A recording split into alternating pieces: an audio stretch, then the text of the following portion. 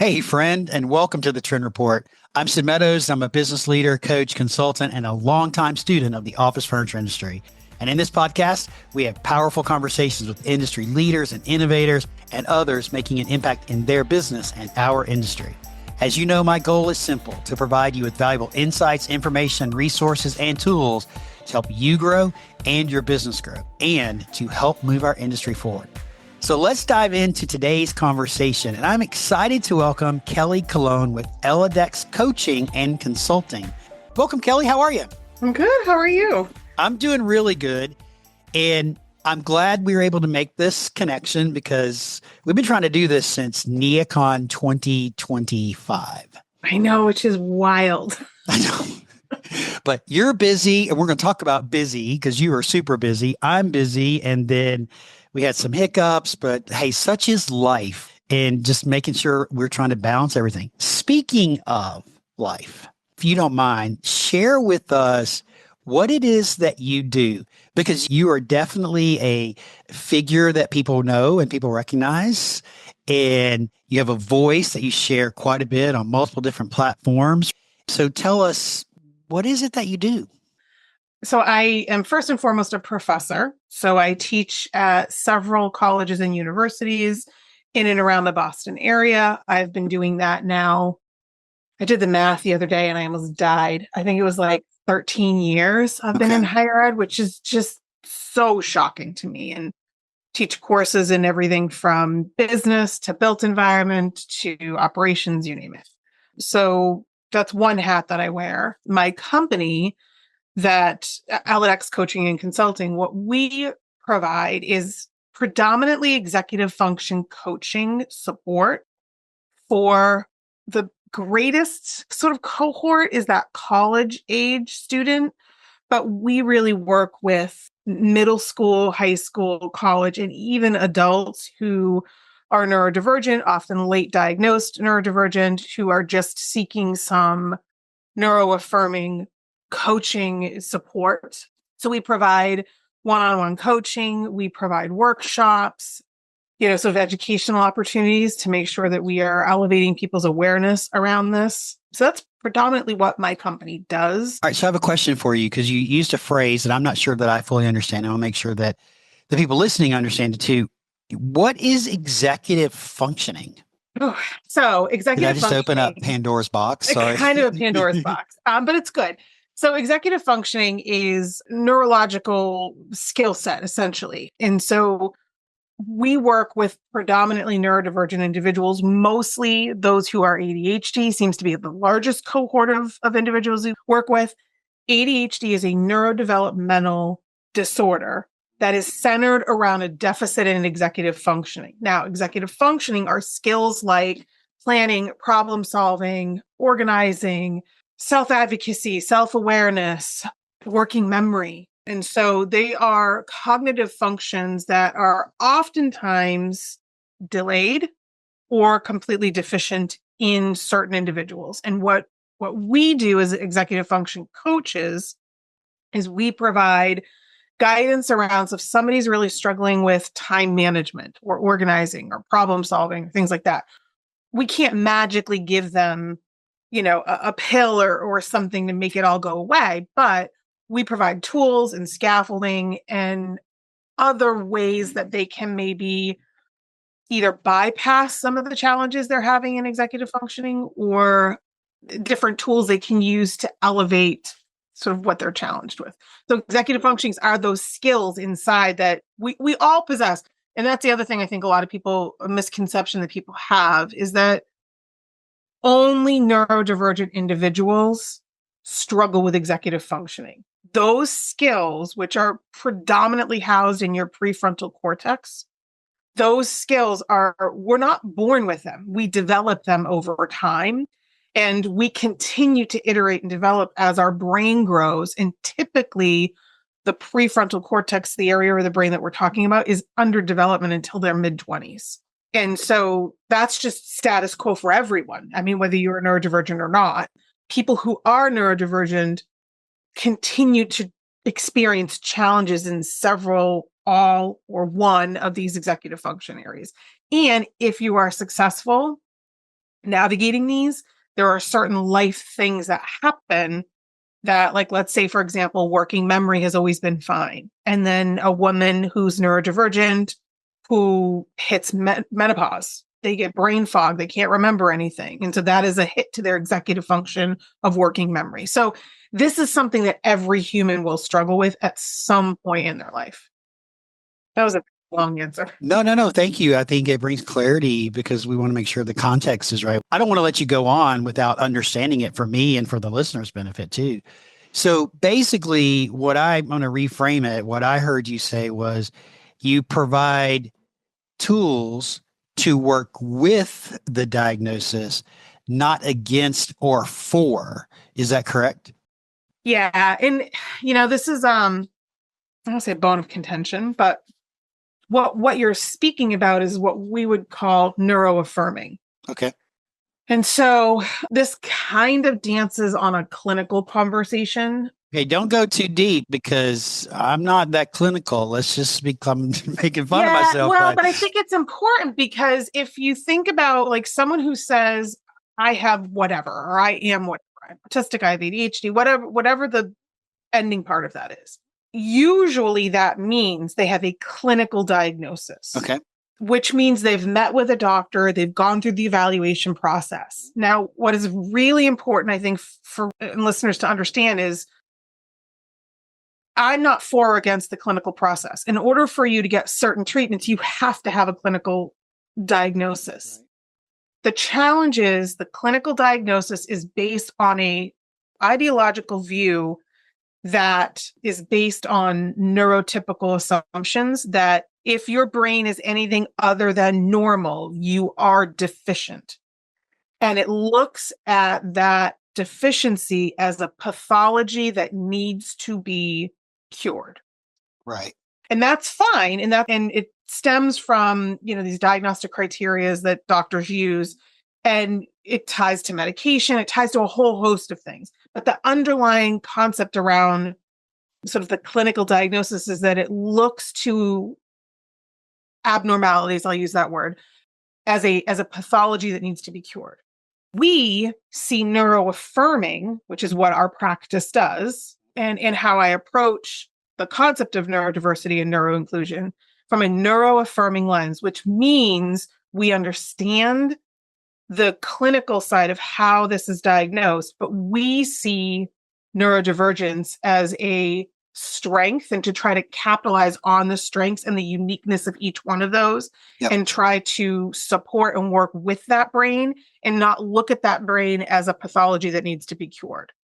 And so they're two different lenses of the same coin, and you need them both, but we're not clinicians, so we don't sit in the clinical side of the world. No, I really appreciate that explanation. I think it gives a lot of clarity to what you do. And going back to that question about what you do. So we talked about you're an adjunct professor at 2 different colleges. You're teaching on a regular basis. You have a full-time coaching and consulting practice.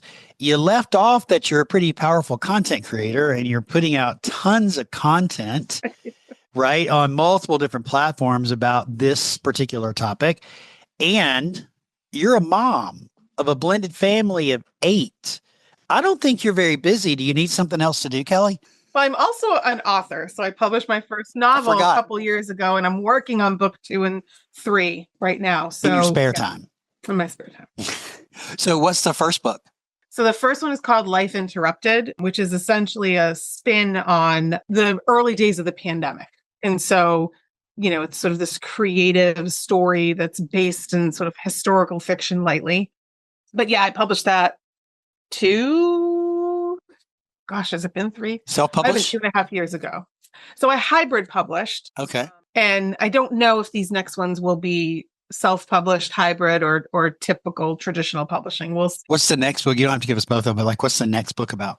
So the next book actually is a book I'm close, very close to finishing. It's based on another real life place with Rex Miller. Are you familiar with Rex Miller? Am I familiar with Rex Miller? He's been on the podcast 4 times. I know. Right? He lives not too far from me.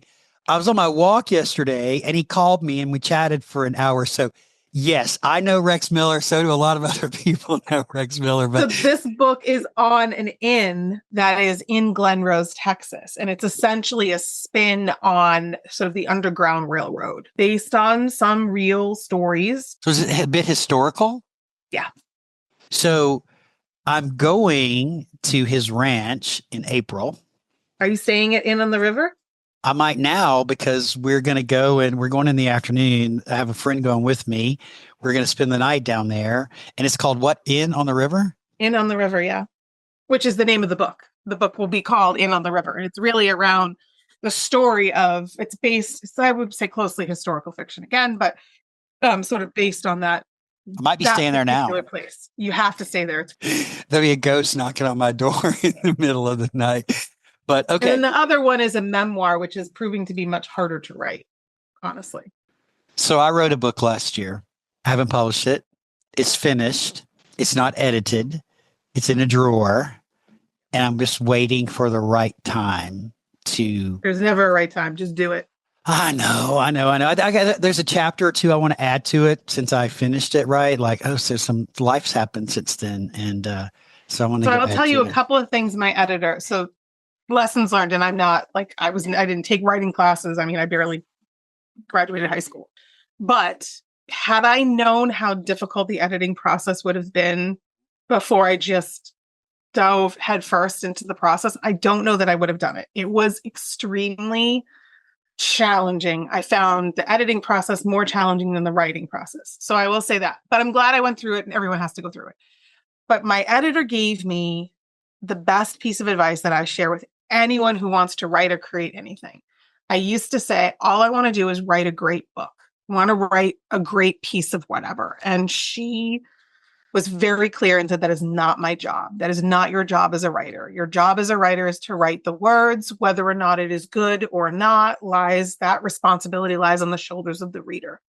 And so it was just a piece of advice that I always try to remember in the back of my head, that our job isn't necessarily make somebody like what we put out. Our job is to put the content out.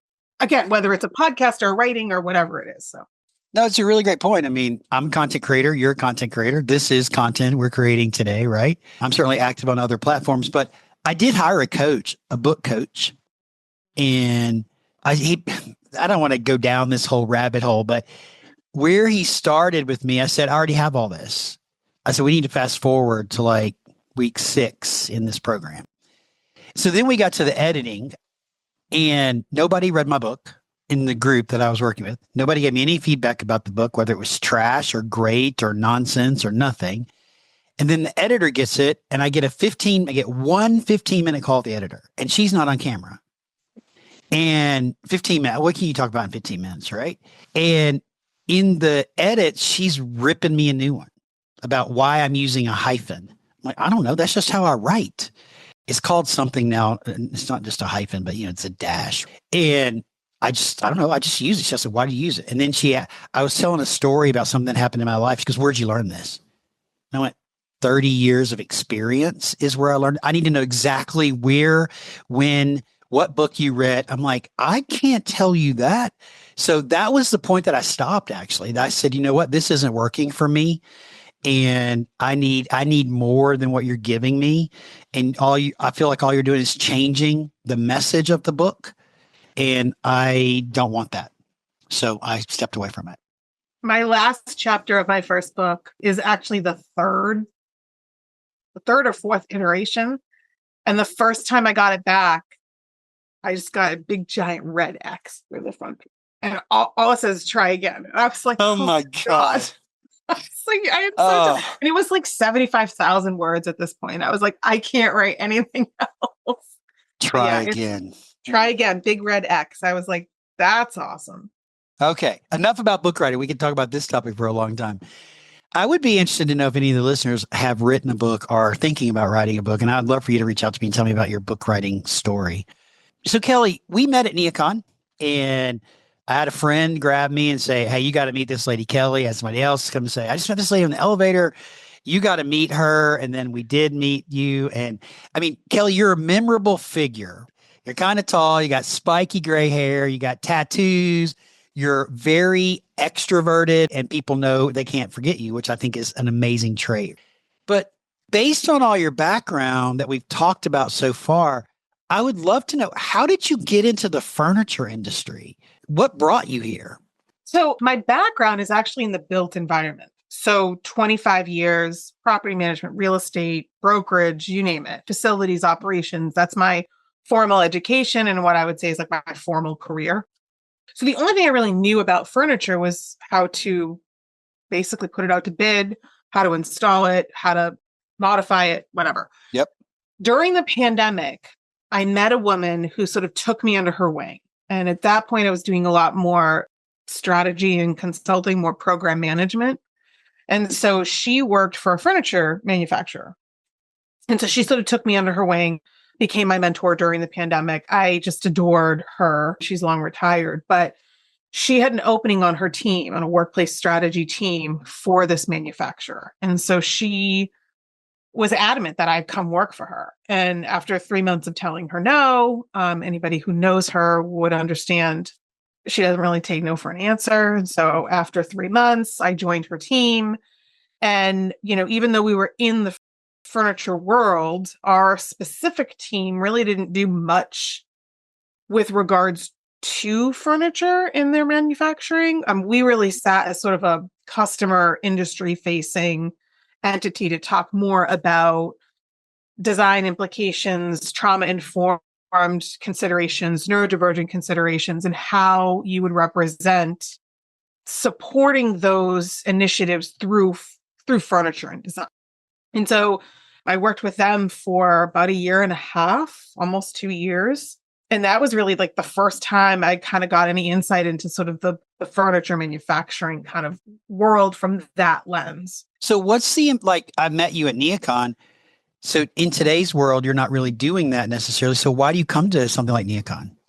Just to reconnect with old friends, see new cool stuff? Well, that's a big piece of it, right? I've got my world is just, for over 25 years, kind of lived in that. But I think most importantly, in the last several years, the reason that I go is based on the work that I do and what I know of supporting neurodivergent individuals. Our built environment has a tremendous impact on, and I think most people know this, mental health, well-being, things of that nature. And so seeing kind of what's coming out there from a product perspective and understanding, oh, that product's great. Oh, that one would be super detrimental if put in a classroom, right? Sure. So I think it's helpful from an awareness perspective to see what is our industry continuing to suggest putting into our built environments. And then I sort of layer that understanding with what I know of neurodivergence and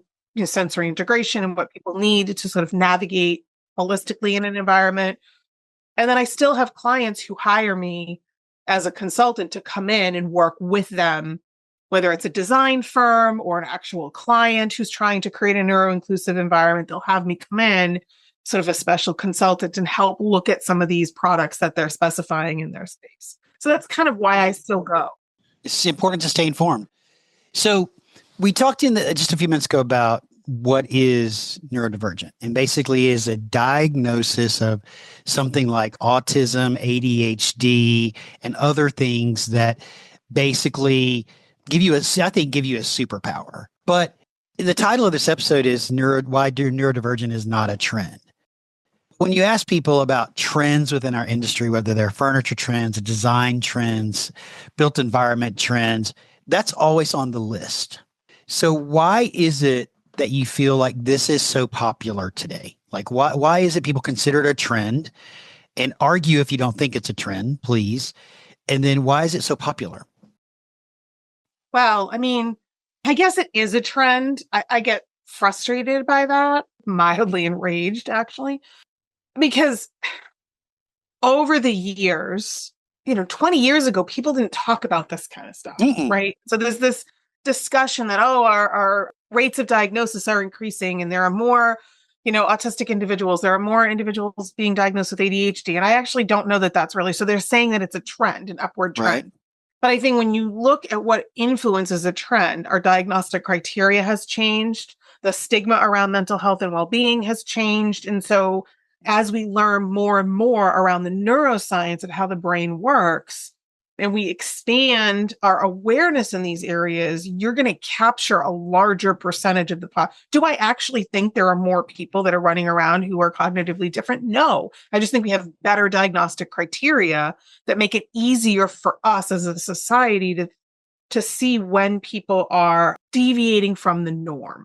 And that is a big piece of it. Like neurodivergence, and everyone, the big buzzword was like neurodiversity, which is just the silliest word I've ever heard. But neurodiversity and being neurodivergent is really stems from,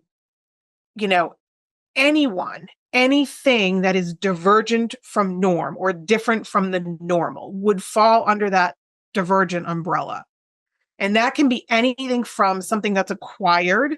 So think about like an acquired, neurodivergence. So think of like a TBI, traumatic brain injury, or a stroke, right? Yep. Those would be acquired. Concussion is a temporary challenge, right? So you can have an acquired cognitive difference, and then you can have sort of genetic, which is where a lot of this other stuff that we typically hear so much about: autism, ADHD, dyslexia, those kinds of things.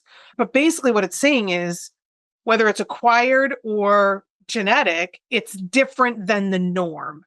Right. And so that would be neurodivergence. And do I think more people are having to have conversations? Yes. And I actually am glad about that, because people are shying away from the stigma and they're starting to ask for things. And I think the pandemic had a big piece of this too.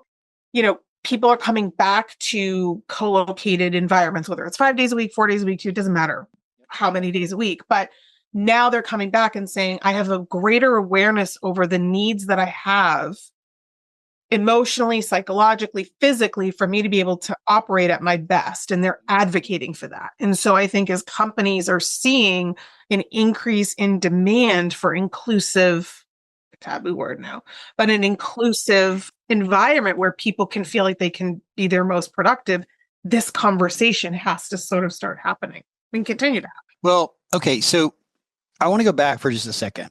This is obviously a passion for you. You've mentioned publicly that you are neurodivergent, that several of your children are neurodivergent. You and I are relatively close to the same age bracket. At what point were you diagnosed or did it come to you that, hey, I feel a little bit differently, I need to go talk to someone, or were you ever diagnosed officially? So, yes, it was much later in life, like in my 30s. Okay. And so my older daughter is neurodivergent. We knew that was happening. She was born in 97. She has ADHD. She had anxiety, sensory integration. She was a preemie. So we were involved in early intervention, IEP process, early days, right? We're talking like 90s, late 90s, early 2000s. Then my next daughter came along. She was never diagnosed until she was in the last couple of years. She's 22 now. And so despite having been in that world, I myself didn't know that I was, because I was dealing with my older daughter. My second daughter, we didn't realize what was going on. And it wasn't until my son got diagnosed. He was born in 2004. 5 years later, we are at our wits' end, sitting at Tufts Floating Hospital for Children in their Center for Children with Special Needs, going through an extremely emotional, absolutely catastrophically exhausting process of evaluating our son. And it wasn't until then, having already gone through this with 2 other kids and been in the system, no one ever explained to us that this was genetic. And so he was, again, born 2004, 5 years later was when we finally sat going over his evaluation. And I will never forget it as long as I live. The behavioral pediatrician said to me, you know that his diagnosis is genetic. So which one of you, mom or dad, are also ADHD?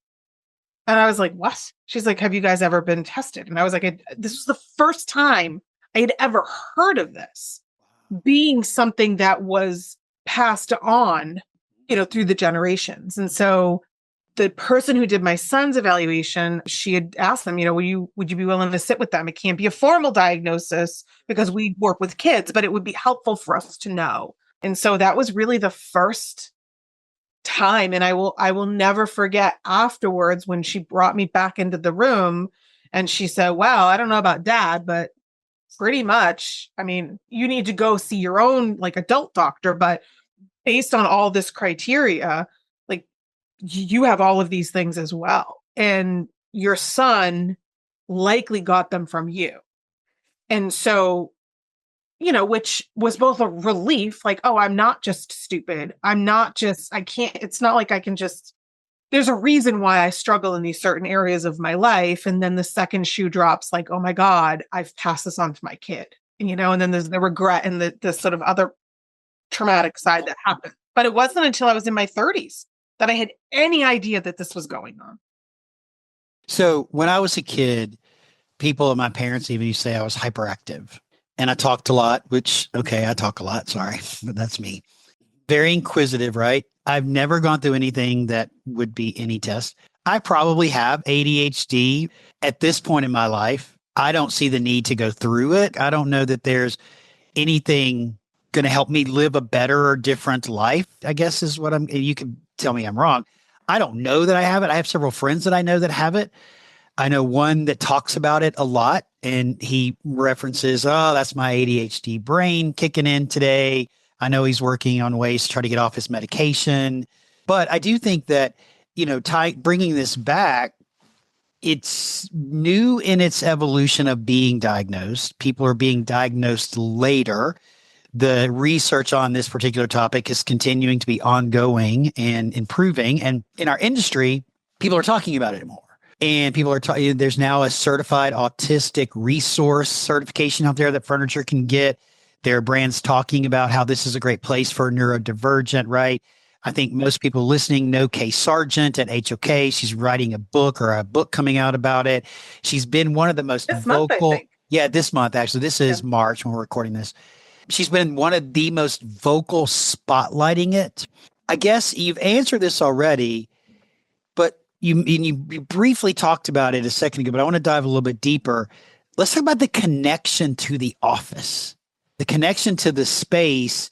And then from there, I want to talk about the connection to furniture. So talk about it first as the connection to the office and why it's important to design with this in mind. So I can't really have this conversation without talking about sort of my upbringing. I was, by experience and formal education, trained in traditional practices. Like if you're building an environment, if you're creating an office, here's your Excel program and here's your space planning program. You've got XYZ people, you need XYZ square feet. This is how many conference rooms. So for clarity, you're an interior designer by education, correct?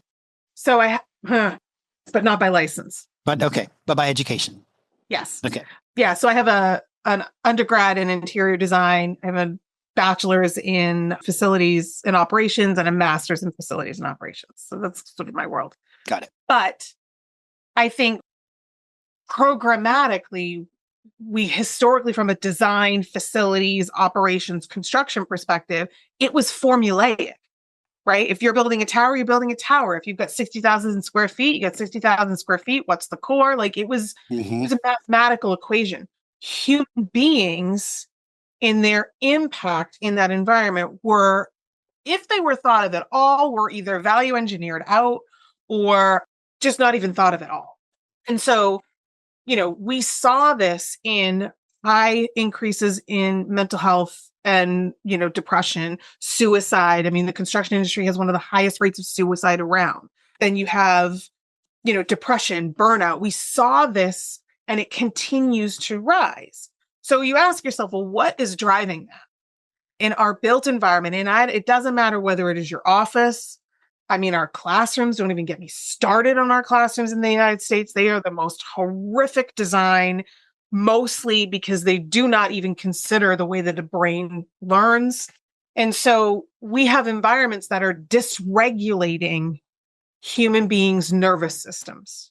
And I think part of come back to the pandemic piece, our built environments have not historically considered human needs. physical, emotional, psychological needs. We've just not done that. It's about program, it's about product, and it's about price. I mean, that's It's really, about money. Yeah. It's about cost it's per about square money, foot. Right. right? Yeah. Right.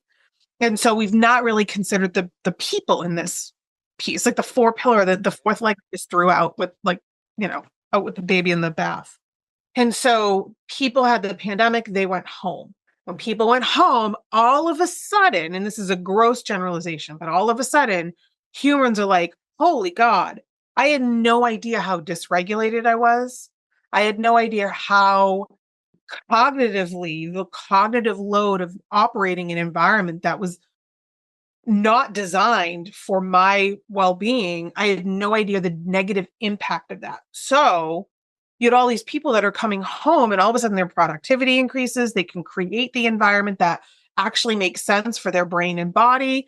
And now you've got people saying, come back to the office. And I think this is part of that earlier question of like, why is everyone talking about it? Because people have learned over 5 years, not only are they learning about their own brain, but they're learning about how they operate, what they need in their environment to be successful. And they want to replicate that in the workplace.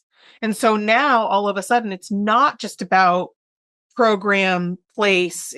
People have to be back into the equation. Yep. And so I think that's part of the reason we're having, additional conversations around this. But if you think about the elements from design, like, I don't know, I was working with a client that had a internal stairwell, like between multiple levels. Yep. And on the stairwell, there was glass on either side with a railing. And people weren't using it. There was a high percentage of neurodivergent individuals who were asking for sensory considerations in their workforce. That's a general point of reference. Okay. And no one was using their interconnected stairwells. Why? Because the riser on the stairs was see-through. So it was just wood. And then there was glass. So the stair looked floating. Beautiful. Looked gorgeous. Design-wise, yes, stunning. No one's going to use it. And if anybody has any awareness around neurodiversity or global dyspraxia or sensory integration, proprioception issues, these are all considerations with the human body. It's no surprise if they have a large percentage of neurodivergent workers, they're not going to use it because they can't regulate where they are in space and time. So they're not going to use that stair.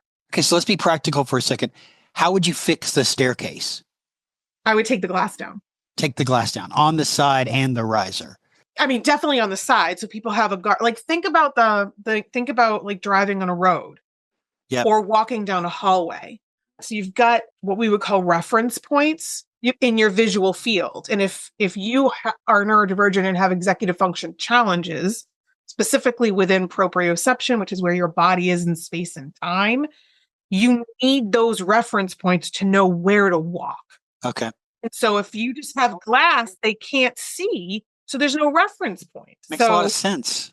And do you have to put a solid thing? No. Do you use some sort of frosting on it? Yeah. Could you make it blue, for example? Right. Just not there clear. are lots of ways you can remedy it, but that's why people weren't using it. And it was not out of negligence. It was a gorgeous design element, but no one really thought, because there still is a lack of foundational literacy around neurodivergence that has not transcended the design, construction, or even our vendors for that matter, furniture manufacturers. So you're designing products in the absence of foundational literacy, which is negatively impacting people's ability to use that space.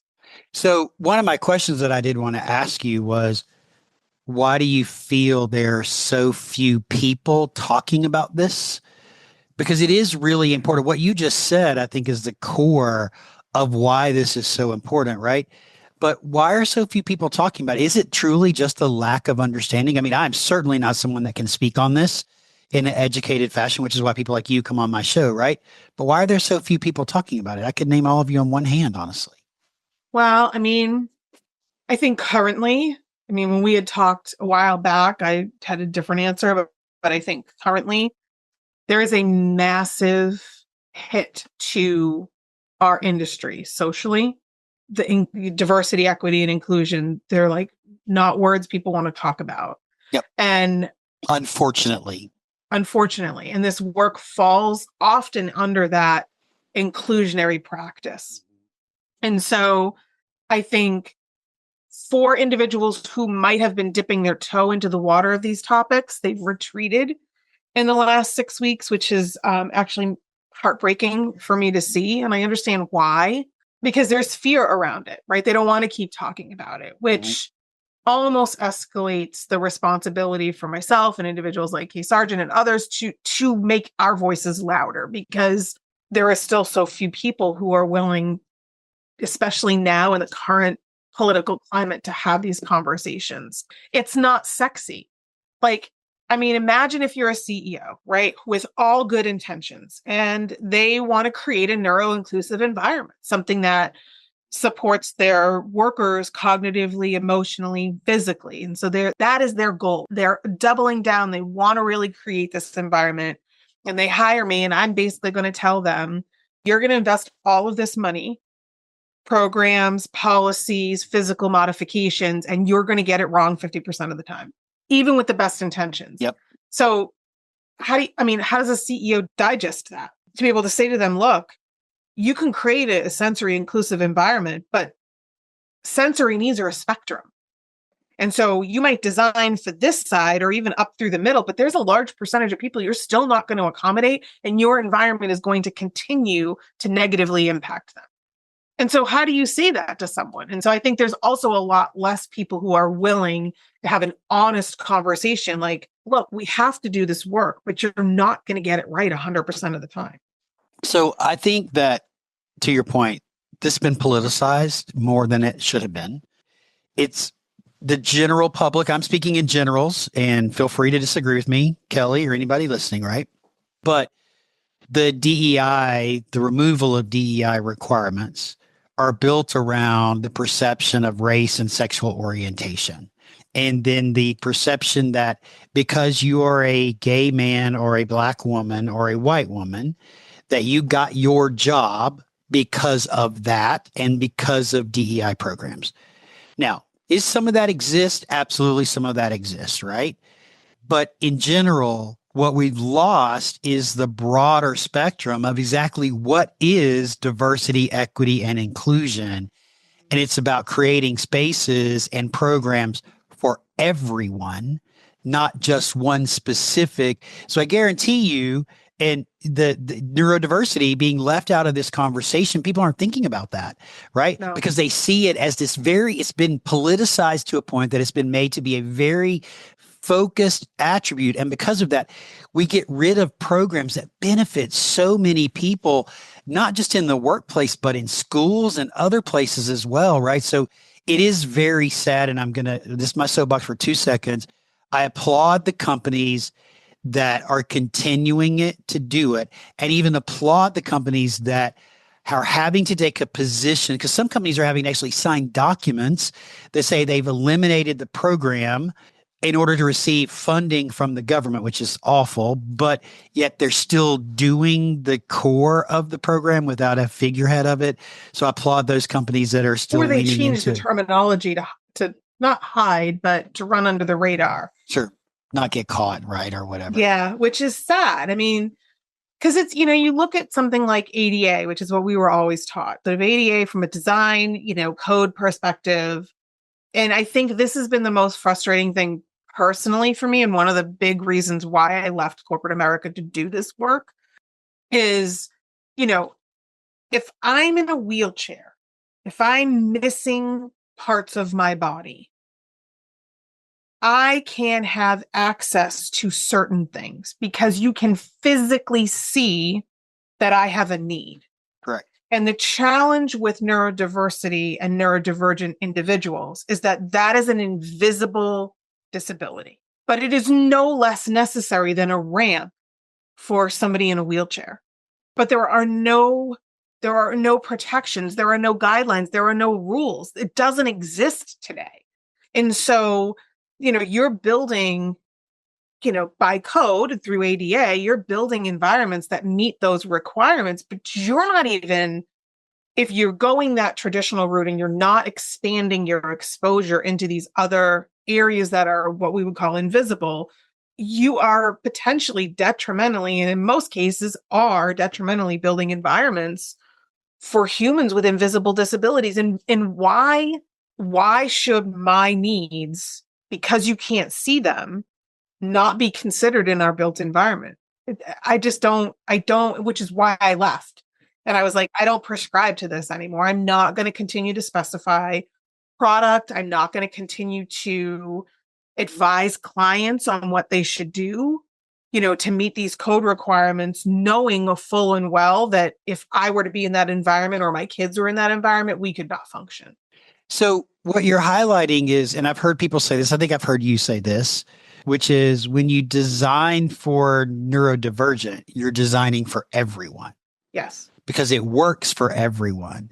The example, use the stairwell as an example, just changing the material from clear glass to frosted glass or patterned glass or 3-form type acrylic changes the space and makes it available for the neurodivergent, which then it's also available for everyone else. So there's a lot of truth to that. When you design for neurodivergent, you design for everyone. Yeah. And why shouldn't we do that? I don't know why. I mean, we should do it. And the reality is, and I think I've had a lot of trainings and conversations in the last year with design firms who think there is some mystical, like I'm going to come in and sprinkle some sort of mystical dust in their office and somehow magically give them like the aha button. And they quickly realize they already have the tools. They understand biophilic design. The only thing they're missing is foundational literacy around neurodivergence. They're not missing a tool. They're not missing a design element, right? They already have the tools. What they don't have is the context and the foundational literacy on how to layer that into the tools they already have. Is that something you're teaching, foundational literacy? Yes. And that's a big part of my workshops. Got it. So tell me about the workshops. What kind of workshops do you do? Oh, gosh. Are they available for normal people like me? Yeah. Yeah. Okay. So we do everything from like a foundational, like what is, neurodivergence 101.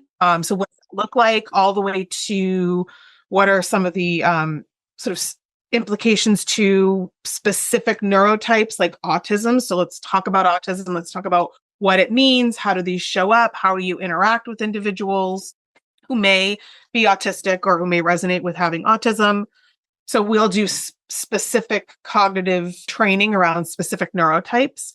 We'll do everything from anxiety training to, looking at the physical environment. What sort of considerations should you be putting in to the environment? So it really depends. And what the identified, I would say deficiency, but what the identified deficiency is from the organization who's asking me for that information. But mostly, I would say 90% of our training is that foundational literacy. So like, what does it mean to be neurodiverse versus neurotypical? What does it mean to be, to have autism? What does that look like? How do you interact with somebody? What are some of the considerations that a workplace should have or an educational environment should have when they have an autistic population? And so but most of it is that foundational sort of literacy. So you bring up the importance of learning, the importance of knowledge, the importance of empowering yourself with the information and the tools that you need to create the spaces, whether you're an interior designer, an architect, or a furniture seller. We all need to know about this, especially the furniture people. We need to know and understand this, which ties directly to you got to be a student of the industry. And this is, I feel like we're just scratching the surface on this topic. Like, I could talk to you about this because I'm learning so much. If you're watching on YouTube, you kind of see my face, like I'm intently listening and trying to absorb what Kelly is saying because it's so very important. And it's bringing up aspects of it that I never thought about, right? And I consider myself a student, and I've heard the topic, and I've heard about color theories around neurodivergence, and people like you talking. So there's a couple of points. One question, and I will have a couple of points. What advice would you give to the furniture people out there, whether it's a brand or a seller? What's one piece of advice you'd give them? Stop building and creating solutions to problems you do not understand. Oh, that's so good.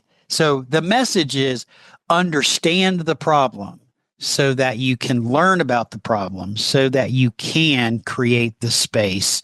It ties right back to be a student, right? Go be a student, go learn about it, go educate yourself about it.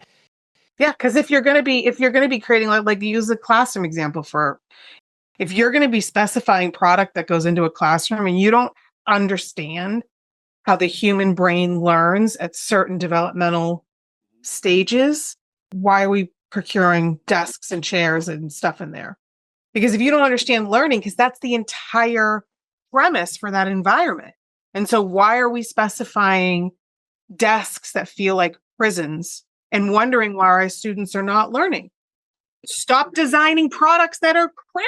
But we are the furniture people. We're considered the expert in furniture. But you can't be an expert in furniture. Oh, well, you disagree with me. Go ahead. Come on. So here's the thing. Who is an expert in everything? Nobody. And so this is, I actually say in sort of solidarity, like people say, well, the furniture people should be experts, or the interior designers should be experts before they start specifying this stuff. And why? Did anybody take any sort of neuroscience class when they went through their degrees? Like, where would they have learned that? And I just think it's really unfair to say the design industry, architects, interior designers, vendors who are supporting this should be the experts. There already are experts. We exist out there. They're out there. So why not hire them to be part of an extension of the team? Yeah. I think it's unfair for us to expect for our industry to be experts when they've never had exposure to this stuff and it's never been part of their formal training. And so I think we should all be knowledgeable? Yes, that's the premise for my workshops. Sure. Yeah. But I don't think it's fair for our customers to expect that industry to be proficient when that was never part of the training. Now, on my higher ed hat, that is something I'm pushing, because I do believe that our future state designers, architects, engineers, real estate folks, I do believe that they should be taking behavior classes and neuroscience classes and psychology classes. It's not currently part of the curriculum in any place that I've been exposed to teaching. And I think that is putting our industry kind of in a deficit. Yeah. It comes right back to education, right? And continue to educate yourself. And I mean, so first, I appreciate you disagreeing with me, right? Which is great. I love it, right? And I want to keep having this conversation, but we are out of time. But this has been fascinating. And I want to say to you, I appreciate the aggressive approach, vigor, if you will, of how you share your message.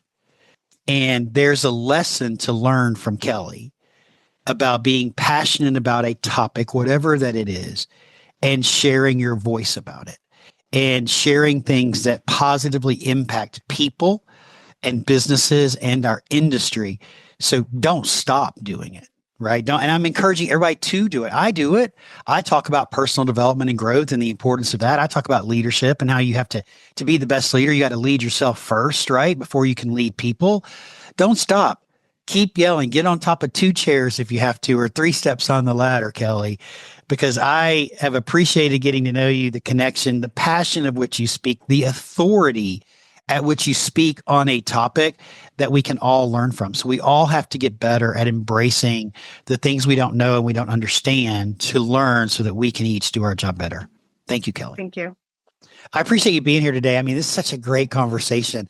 And I may have to have you back, so we can keep this going on. But thank you. I hope that all of you got some amazing value. You learned something today about neurodiversity and design and trends that can help you in your business and help you grow. Kelly, if our community would like to get in touch with you, what is the best way for them to do that? Well, I'm all over all social media platforms, TikTok, Instagram, all of those. But you can also reach me on my website or through LinkedIn and my email. We'll drop all of that into the show notes. Guys, if you're on TikTok, go give her a follow on TikTok. She does some great videos. And on LinkedIn, please remember that if you reach out to Kelly, let her know that you heard her here on the Trend Report, and that's why I'm reaching out. Kelly, thank you so much. I appreciate you. I look forward to I hope I'm going to see you this year at NeoCon We'll get a picture together. And thanks for being here today. Go out there and make today great, everyone. And we'll see you again in a couple of weeks. Take care. Thank you.